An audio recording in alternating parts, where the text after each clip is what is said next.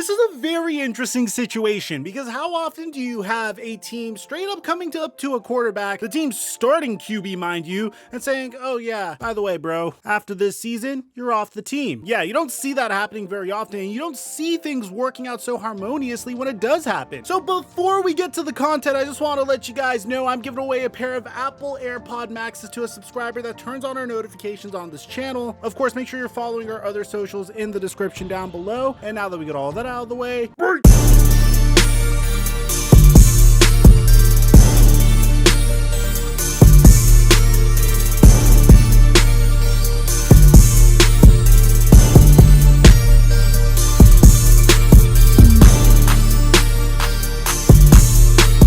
I want to give a huge shout out to by far the most instrumental beverage to my success as a content creator. Coffee, but not just any kind of coffee. Palmatier coffee. Palmatier coffee is something that I think I've never seen before, and I'm not gonna lie, I didn't expect it to taste this good or smack me this hard, because literally all Palmatier coffee is frozen coffee that you pour hot water over to make yourself a new variation of revolutionary coffee that is going to make your life significantly better. But the thing that blew my mind is once I was drinking the coffee, it tasted significantly better than any coffee I'd already had. I gave it to my family members, they love it as well, and as a result, when I moved to my new place, I don't think I'm getting a coffee machine, man. All you have to do is take out one of the frozen capsules, put it in a glass, and then pour boiling hot water over it. It literally takes you about 15 to 20 seconds to do it, there's no mess, and it tastes better than any cup of coffee I would have made myself. And I love it so much that I'm literally drinking it in between my videos. It also really helps because I'm currently trying to lose weight and I'm doing intermittent fasting, and I usually hate the taste of black coffee. And probably the most important part to me is I was drinking cold brew prior to Palmatier coffee, but the acidity of this coffee is so freaking low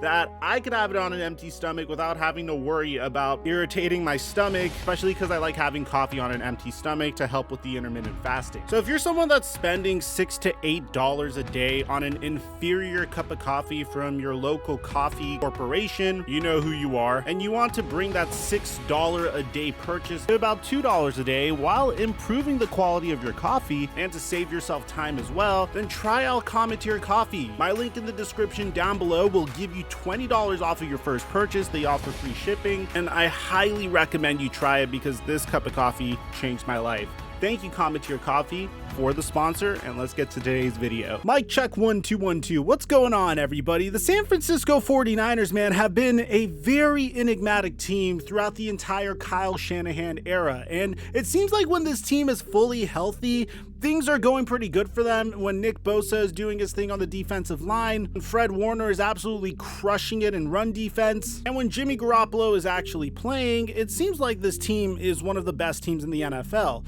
Unfortunately for the San Francisco 49ers, that hasn't necessarily been what's been going on for them over the past couple of years. And even once they got to the absolute pinnacle, meaning once they got to the Super Bowl, they still weren't able to get the job done, arguably because of a few throws that Jimmy Garoppolo wasn't able to make, or because the game was rigged against the San Francisco 49ers, whichever you choose to believe. It depends if you're a Chiefs fan, a fan that doesn't like to say things are rigged, or a 49ers fan. Now, what makes things very interesting is this past offseason, we got one of the most storied quarterback NFL draft classes in recent memory. In the first 16 pick, we saw the likes of Trevor Lawrence, Zach Wilson, and Trey Lance get selected with the first 3 picks. Mac Jones would go on later on, and so would Justin Fields, although not in that order. And the San Francisco 49ers shocked a lot of teams when they decided to move up to the number 3 overall spot to select Trey Lance, a player that was deemed to be a bit of a project due to his accuracy issues. And there were some interesting reports that came out. I mean, apparently Kyle Shanahan really wanted Mac Jones, which is a player that, with all due respect, no disrespect to Jimmy Garoppolo, but is very similar to Jimmy Garoppolo, a player that isn't necessarily known for his ability to make those home run throws, but is really good at processing the field and is fairly accurate. But at the end, the San Francisco 49ers would go with Trey Lance, and that left the question, what's going to happen with Jimmy Garoppolo? Now, here's the thing that was very shocking, because the 49ers tried to trade Jimmy Garoppolo earlier in the offseason, and according to this NBC Sports article, they were offered a third-round pick for Jimmy Garoppolo. But the 49ers thought that they could get more than just a third-round pick for Jimmy Garoppolo, which I still think would have been great value for him, so they elected to to keep him, and that also puts significantly less pressure on Trey Lance. But get this, Ian Rappaport came out this past weekend and once again reaffirmed the fact that the San Francisco 49ers will be trading Jimmy Garoppolo this offseason. 49ers coach Kyle Shanahan opened the door a little bit this week for Jimmy Garoppolo potentially coming back in 2022. Allow me to shut that door. Absent a Super Bowl run, which is at this point still theoretically possible, this is the 49ers plan next season. Start Trey Lance, trade Jimmy Garoppolo. Not a surprise there. They've been pretty upfront about that. What Garoppolo is doing now is increasing the value of picks the 49ers get in a trade involving him and make it more likely that a place he wants to go would want to take him. Now as I get ready to send it to Tom, it's hot in here.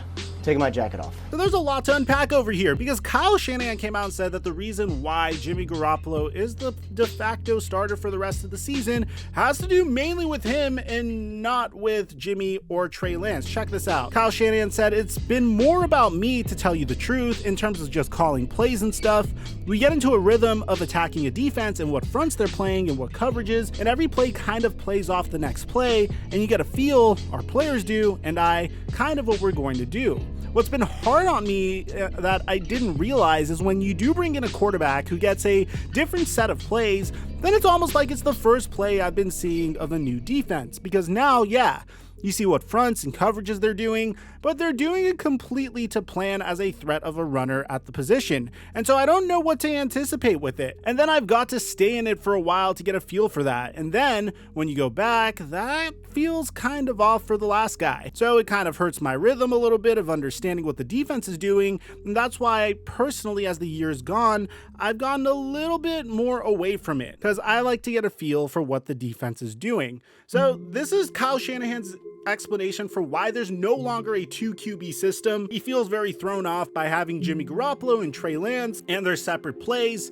And in his defense, that is a little true. Trey Lance and Jimmy Garoppolo are two different types of QBs. Trey Lance is more athletic. Jimmy Garoppolo is more accurate. Trey Lance is still developing a little bit. But I honestly think the goal over here for the San Francisco 49ers would be to pump up Jimmy Garoppolo's value in the trade market a little bit more. This year's NFL draft is a little bit different than last year's NFL draft. There's no top 5 QBs that are probably going to be going in the first round. As a matter of fact, I will bring you guys a mock draft if you want already. It's a little bit early in my opinion, but if you guys really request it, I'll bring you one. In my opinion, so far, I only see 2 to 3 QBs going in the first round, and there's a lot of QB-needy teams. You look at the Washington football team, the Atlanta Falcons maybe, the New Orleans Saints, the Detroit Lions, the Houston Texans, and of course, probably the biggest one of all is the Pittsburgh Steelers. And honestly, any of those teams would be lucky to trade for a player like Jimmy Garoppolo, especially if they're a team like the New Orleans Saints that have a remarkable history with accurate QBs and have a remarkable defense as well. But in addition to that, Jimmy Garoppolo could be in a situation where he could just be the stopgap or the fill-in for the next player that they're trying to develop, very much similar to what he is doing for the San Francisco 49ers and Trey Lance. It's really funny because this situation mirrors the Patrick Mahomes, Alex Smith situation, like down to a T, where the Kansas City Chiefs literally constructed this remarkable game plan for Alex Smith in his final season for the team. Alex Smith looked like a legitimate MVP in his final year with Kansas City, completing 67% of his passes, throwing for 26 touchdowns and 5 interceptions, and had the highest QBR of his career with 104.7, and eventually the Kansas City Chiefs would flip him to Washington, where he wasn't really able to do much because unfortunately he suffered a really gruesome injury. So let me know in the comment section down below, where do you think Jimmy Garoppolo should be traded to? Do you think Trey Lance is even ready to start for the San Francisco 49ers? Aside from that, I'm your boy Mike, and I'm dropping our mic until our next upload.